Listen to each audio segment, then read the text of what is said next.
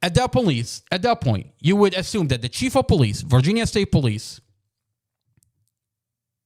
would hold those police officers accountable because they made the wrong call by pursuing a vehicle who they say is an abductee.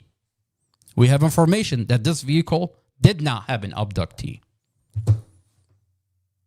So they pursue the vehicle, disregard for her life, and then they open fire at that vehicle.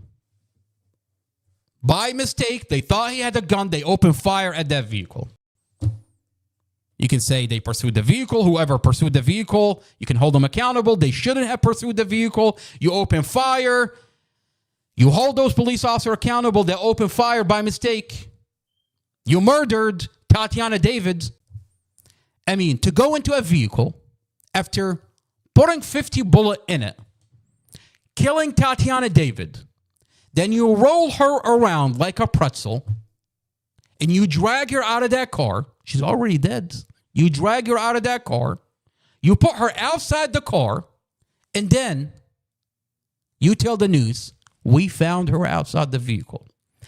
This is the definition of a cover-up.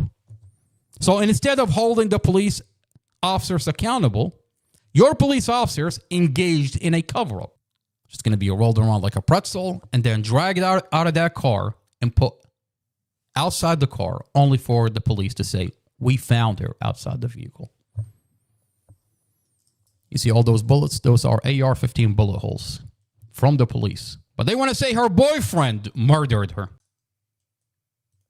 They're dragging Tatiana David out of that vehicle. What did they say on the news? We found her outside the vehicle. What do we watch on this body cam? This is the definition of a cover-up. On the news, they tell you we found her outside the vehicle on a sealed body cam. Now you ask, why is this body cam sealed? Because our Commonwealth attorney, anytime you have police misconduct,